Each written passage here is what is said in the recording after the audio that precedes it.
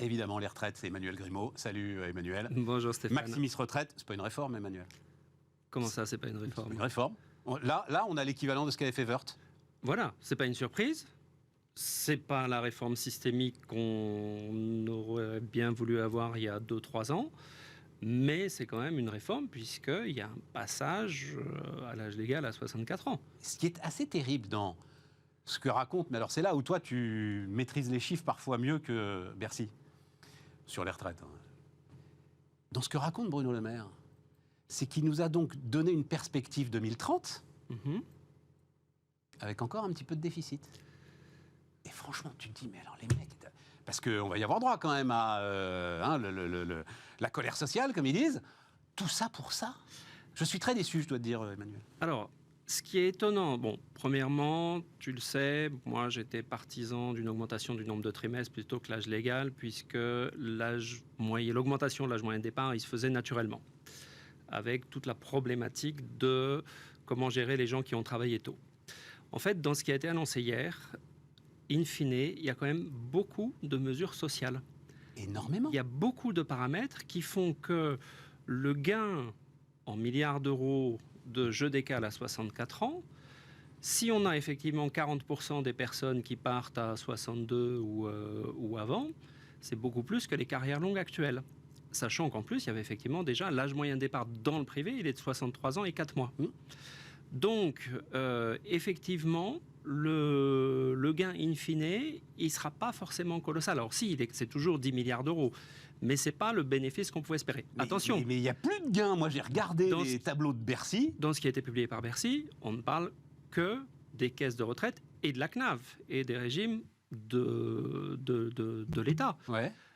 Quand on touche 2 fois plus quand on touche 20 milliards de plus de cotisations sociales retraite, on touche également 20 milliards de plus de cotisations sociales, assurance maladie, CSG, CRDS, plus l'effet sur le PIB. Là, on est d'accord là-dessus. Donc, il y a quand même un gain collectif. Là-dessus, on est d'accord, mais a-t-il eu raison de le faire ou pas? Le gouvernement, depuis le début, a décidé de ne pas parler de ce sujet-là. C'est-à-dire de ne pas parler de ce que travailler plus améliore l'ensemble des comptes sociaux.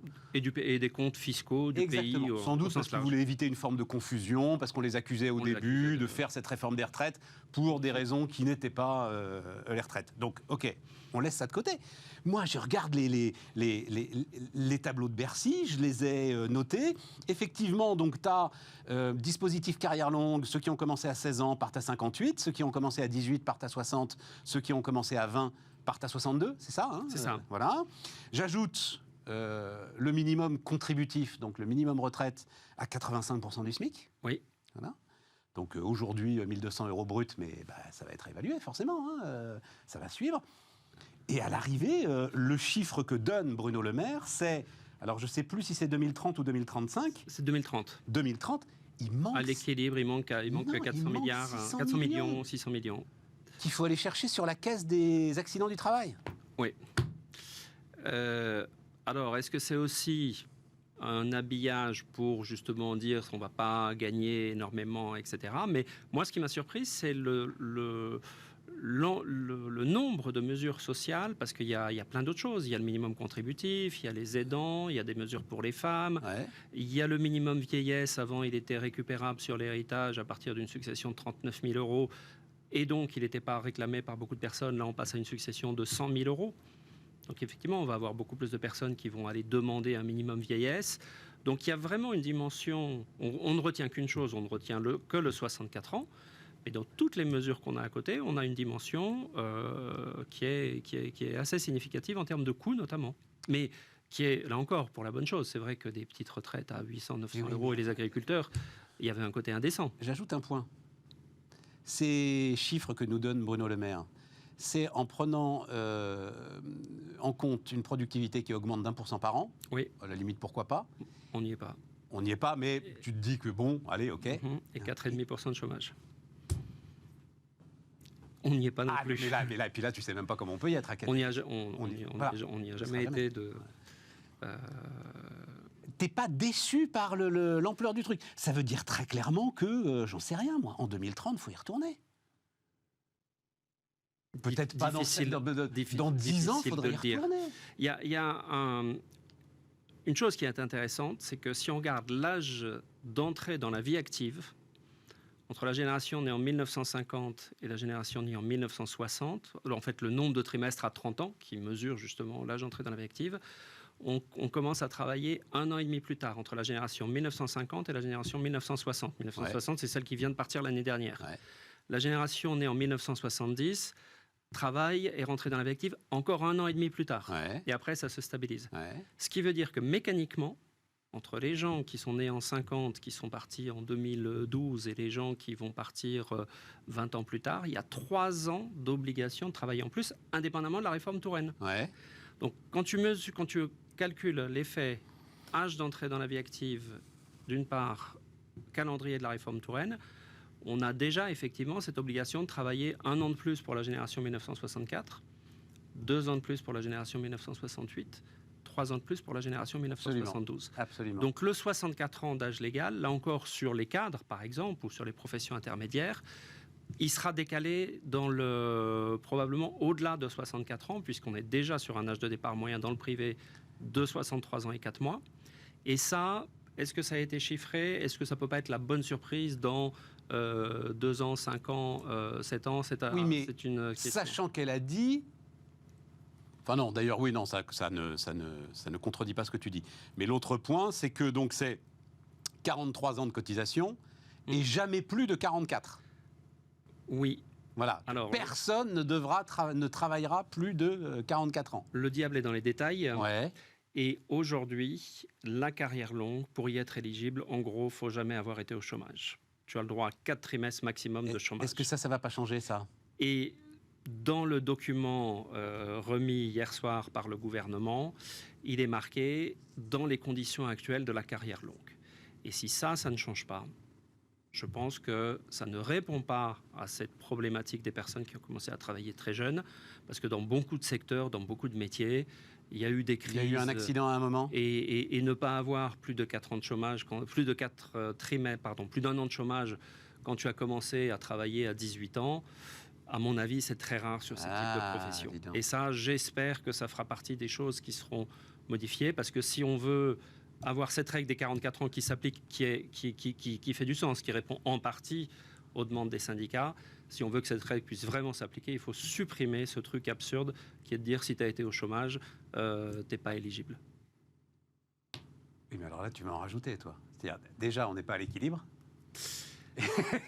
Et tu veux en plus en rajouter. Je pense qu'on ne sera pas à 40% de départ anticipé si cette règle reste en place. Je lisais là qu'aujourd'hui, les récents retraités, alors je ne sais pas sur quelle période se faisait l'enquête, on va dire 4-5 ans, c'était déjà 30% de ceux qui partent à la retraite qui liquidaient dans de bonnes conditions, hein, donc avec l'ensemble de leurs droits, avant 62 ans.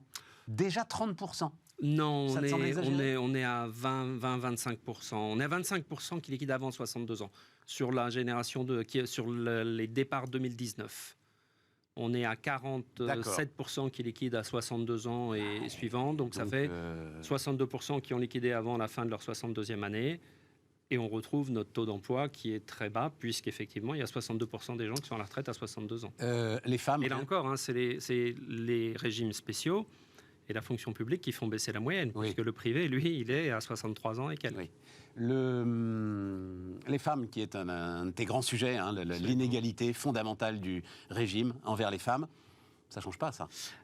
Sur les dates de départ? Oui, sur ce que tu me disais, c'est-à-dire, je ne me souviens plus, hein, mais en gros, je parle sous ton contrôle, une différence de cotisation de 2% oui. Peut amener une différence de pension de 30 à 40%. C'était ça c'est pour les trimestres manquants. Absolument. Et c'est souvent les femmes qui ont les trimestres manquants. Et effectivement, c'est souvent les femmes. Alors, un point positif, normalement, c'est le minimum de retraite à 1 200 € qui, s'il s'applique au temps partiel, là, va être très efficace pour les femmes, les caissières à temps partiel. Évidemment, à carrière complète. Hein, donc attention, la carrière complète, il faut avoir les 43 annuités. Ouais. Mais effectivement, ces retraites à 500-600 €, c'est ça. C'est des personnes qui n'ont pas eu qui étaient à temps partiel. Donc là, on peut avoir un effet très, très, très efficace. Même chose sur les chefs d'entreprise, les petits commerçants, les agriculteurs. Mais là encore, il y a un piège. C'est à condition qu'ils aient une carrière complète. Or, un commerçant, quand il avait une année en déficit autrefois, il validait qu'un seul trimestre. Et donc, je crains qu'il y ait beaucoup de commerçants et d'agriculteurs qui n'arrivent pas à leur carrière complète. Tiens, puisqu'on en parle, les régimes qui sont sauvegardés, il y a tes amis les avocats notamment là-dedans. Alors j'ai noté ça quelque part. Ah oui, alors donc, régime sauvegardé, les marins, l'Opéra de Paris, la Comédie Française, les avocats et profession libérale. C'est-à-dire c'est la CIPAV, ça, qui est C'est les professions libérales au sens large, en fait. Et donc c'est la CIPAV. C'est la CIPAV. C'est la CIPAV qui est préservée finalement. Oui, alors avec... Largement excédentaire, la CIPAV, hein, c'est ça De grosses réserves, attention. De grosses réserves. Grosses réserves ne veut pas dire qu'il n'y a pas de problème dans le futur. Je comprends. C'est une question de démographie. Je comprends. Donc elle n'est pas excédentaire, elle a de grosses réserves. Elle a de grosses réserves. D'accord. Et à un moment, on a soupçonné l'État de vouloir aller un peu piquer ses réserves.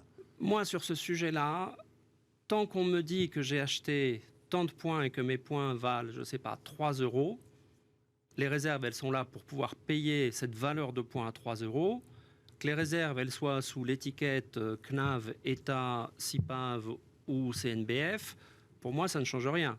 Si en revanche, on me dit ensuite, ah ben non, le point de CIPAV ou de CNBF, il vaut plus 3 €, il vaut que 2,40 € parce que l'État n'a pas les moyens, là, je me suis fait avoir. Ouais. Mais dès lors que la valeur de mon point est garantie, qui le paye, c'est pas, pour moi, c'est pas un sujet. Mais effectivement, il y a du... transféré du côté de la CNAV, tu vas voir que ta valeur du point. Alors, il y a quelque chose que personne n'a soulevé encore. Alors, vas-y. C'est qu'il y a quand même un sujet, et je le dis parce qu'on est sur Bismart, c'est qu'il y a quand même, il est question d'une uniformisation et un travail sur les cotisations des professions libérales. J'ai vu ça, absolument. Et en lisant la version un petit peu plus détaillée, donc on dit ils vont être éligibles, commerçants, professions libérales, indépendants vont être éligibles aux 1 200 € de retraite, mais en gros, même droit, même cotisation. Et alors là, nos amis avocats, pour le coup, vont descendre dans la rue, parce que si on alignait les cotisations des indépendants sur les cotisations du salariat, donc les fameux 28% de la réforme de Levoy, là, ça serait très, très, très lourd. Oui, mais les avocats, ils ne sont pas au minimum retraite. Non, mais s'il y a une uniformisation des cotisations... Et ça n'est nulle part encore dans les textes que tu as vus hier. Non, ça n'a pas été annoncé. Ça doit être travaillé en concertation. Elisabeth Borne l'a dit. C'est une bombe potentielle. Alors. Et ça doit être travaillé en concertation. Mais s'il y a effectivement, on a déjà eu une hausse de taux cette année, hein, notamment à la CIPAV. Donc là, il y a quand même un sujet. C'est quoi le différentiel entre le salarié et les indépendants ? Aujourd'hui, pour un coût employeur de 100, il reste 52 avant fiscalité sur le compte en banque du salarié.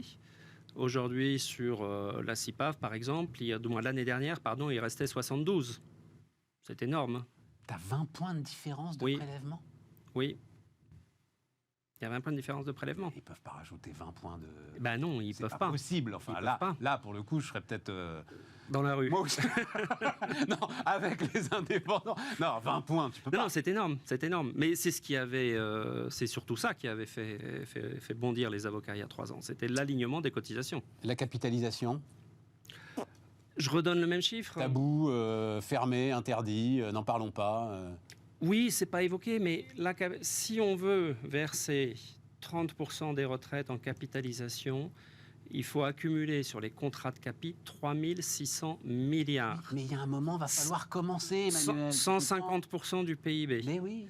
Les PER, PERP, etc., ça fait 20 ans que ça existe, alors ça a été accéléré par la loi Pacte, il y a 43 milliards d'encours.